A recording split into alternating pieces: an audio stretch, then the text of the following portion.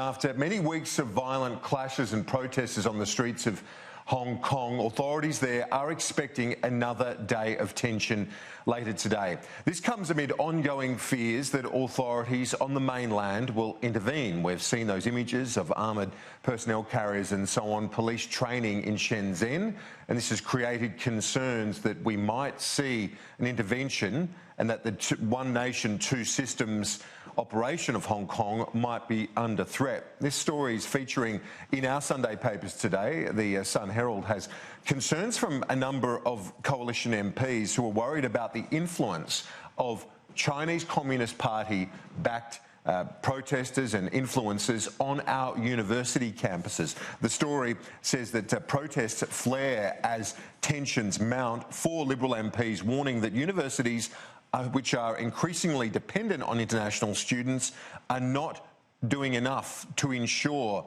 they don't come under the influence of the Communist Party of China. Let's bring in the Education Minister Dan Tehan on this story. Minister, thanks so much for your time. Let's get your thoughts on this. Are our universities doing enough to ensure they don't face the influence or come under the influence of the Communist Party of China? Well, Kieran, good morning. And I had a very good meeting with university vice-chancellors 2 weeks ago in Wollongong. We addressed the issue of foreign influence.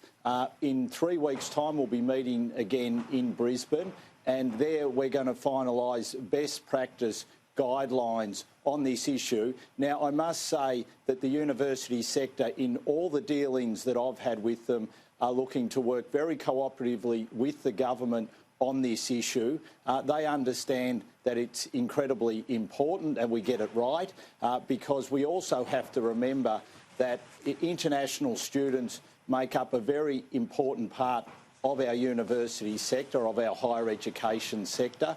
They bring in nearly $35 billion worth of revenue for our economy. They're an integral part of the learning experience that a lot of Australian students have on campus. So with everything, we've just got to make sure we get the balance right. The Queensland LNP Senator Amanda Stoker says universities are battling through a crisis of leadership on this issue. Is that true in some institutions from your experience? Look, I wouldn't put it in those terms. These are issues which have emerged over the last few years. They're ones which obviously require careful consideration, but I must say that the engagement that I've had with the sector, they understand how important it is that we get this right. Obviously, there's other work which has been done by the Attorney-General in this area with regards to the foreign influence register, so there's ongoing dialogue going on there. I think the most important thing here is to understand that these are things that the government is taking incredibly seriously. We have processes in place to make sure that we're working closely with the sector to put the right guidelines in place to make sure we're doing everything we can to ensure freedom of speech, freedom of academic inquiry, the right for peaceful protest in our higher education sector, and make sure that we've got the processes in place to protect what is an incredibly valuable part of our economy. Well, as you touched on, it's the third biggest export, in fact, international education. So it's enormous. Dave Sharma, another Liberal, is quoted today expressing concerns that some universities have basically put the short-term financial gain ahead of national security, and that they've become a little too independent on foreign students as a source of revenue. Is that a worry?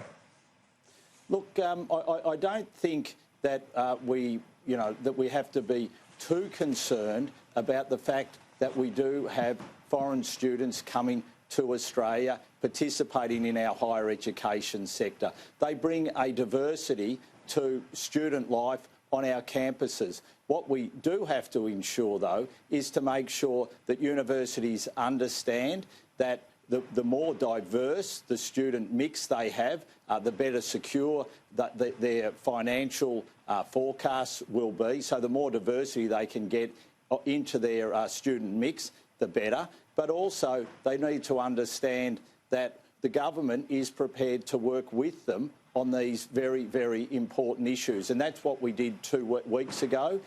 In 3 weeks' time, we'll be meeting again to look at a draft of those best practice guidelines on cyber and on foreign interference. And I look forward to continuing to having that dialogue with the sector, working with them cooperatively to make sure that we've got the right policies in place. And are they being cooperative on that? You've mentioned this a few times, the engagement with the sector, but they don't always like being told what to do, Vice-Chancellors. Are they engaging constructively? But they do protect their autonomy, and I understand that. But on these issues, from all the discussions that I've had, I've seen a lot of collaboration. We had a very, very good meeting 2 weeks ago, and the outcome of that meeting was for us to work cooperatively, remembering that we had our intelligence agencies come along to that meeting and brief the sector, and there was a clear commitment to work cooperatively, to come back in 3 weeks' time with best practice guidelines. And every discussion that I've had with Vice-Chancellors since then show that they are very serious in meeting that commitment. And so from my perspective, everything that I'm seeing is that the sector does want to work very closely and collaboratively with the government on this issue. I guess it's in their interest to do it, given it's provided such an enormous amount of revenue, really bolstering our major institutions in recent years. Well, we do always have to remember nearly $35 billion worth of revenue it's provided for the sector. That's employing 240,000 Australians as a result of that income that it's bringing in. It also enables us to embark on research projects which are delivering for our economy. And when you think about it, the government's commitment to 1.25 million jobs to be created, over half those jobs here in Australia will be created as a result of our higher education sector. They're a key driver of the economy's productivity. They're a key driver of setting us up to have the jobs for the future. So from a government perspective, we want to work closely with the sector because they deliver for the Australian economy. In that context, because it is such an important element of the economy, does it also raise the risk that say, you know, amid strategic tensions with China, that they could simply turn the tap off? They make up 30% of the international student cohort, 30% from China. They could just turn the tap off, and that's quite an economic hit. Well, we obviously want to continue our close economic engagement with China. It's something which is a priority. The Prime Minister has made that very, very clear. But we've also got to make sure when it comes to any export market that we have diversity in that market. And the more diversity that you can have means that any economic downturn, for whatever reason, a sector can deal with. And the higher education sector is no different to the agriculture sector in this regard. The more diversity of your markets, the better place you are. But in terms of this being used as a strategic weapon, is that something that is considered by the government as a risk? Well, the government considers all things. Obviously, we've got, there are economic headwinds potentially as a result of what's going on between US and China at the moment. We do not want that trade dispute to worsen.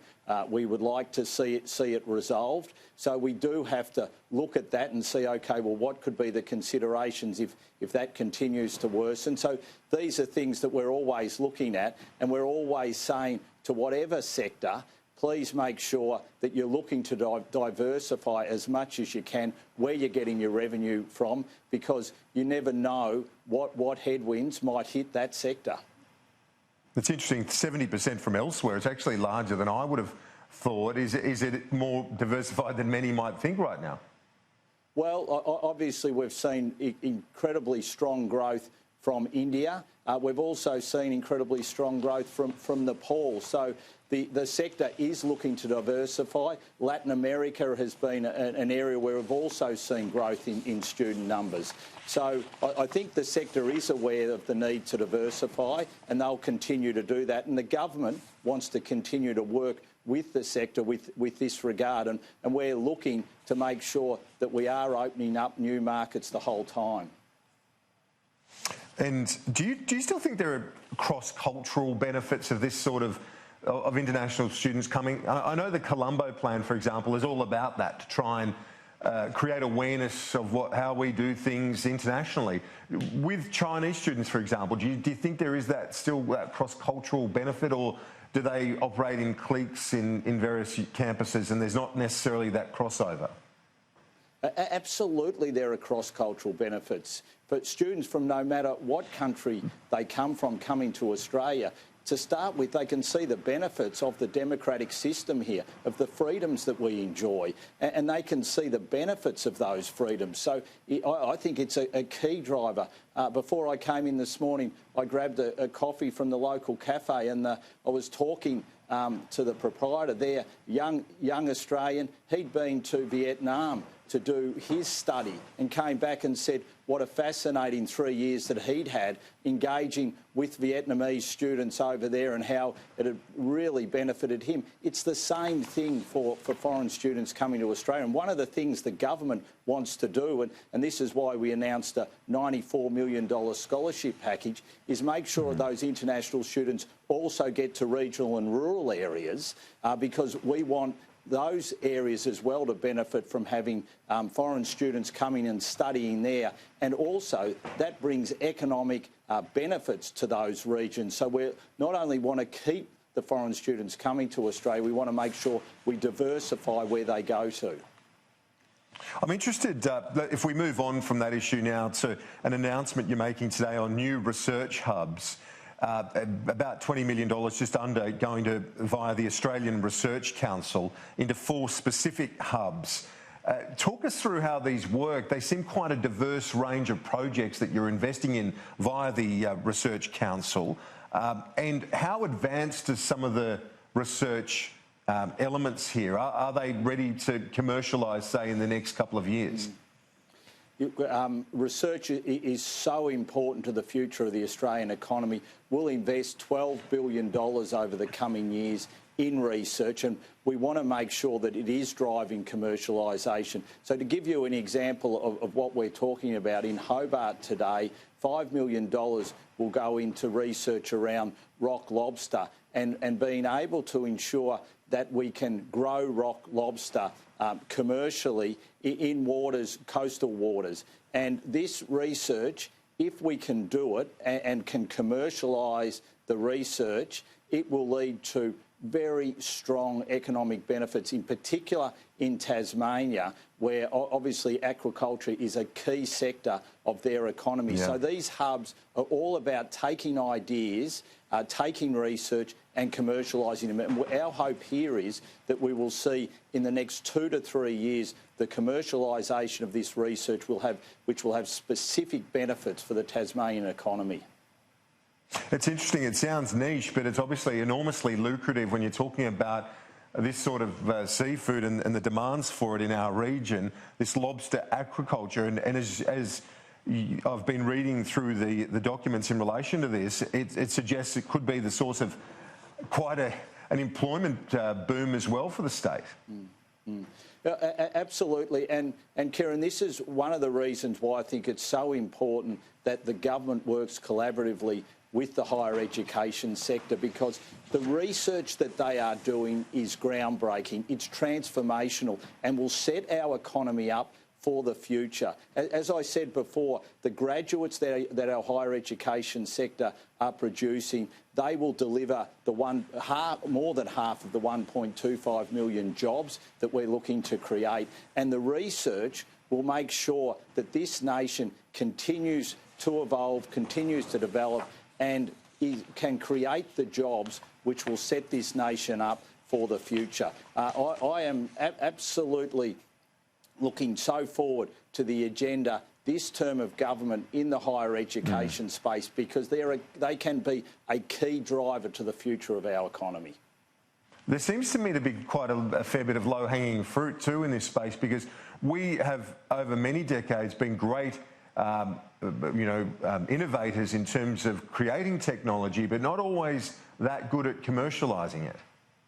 Absolutely, and this is one of the key things that we'll be seeking to do in this term of government, is making sure that industry business partnership with the higher education sector grows, because commercialisation has been the weak link. Yet if we can get that right, it will turbocharge our economy, and this has been the missing link. And some of the technology I've seen, I was at the University of Wollongong 2 weeks ago, as I said, some of the research they're doing with carbon fibre and prosthetics is just extraordinary. I was at UTS this week. Some of the research that they're doing will drive economic growth in this nation. So that is the key, is commercialising the outstanding research that our university sector is carrying out. One last question before you go, not related to your portfolio, but the Fijian Prime Minister, among others, has criticised Michael McCormack, the Deputy Prime Minister, who said that he gets a bit annoyed when people in Pacific countries point the finger at Australia. He says they will, quote, continue to survive. There's no question they'll survive because many of their workers come here and pick our fruit and, among other things, including aid assistance. But he referenced specifically the fact that they come here to pick fruit.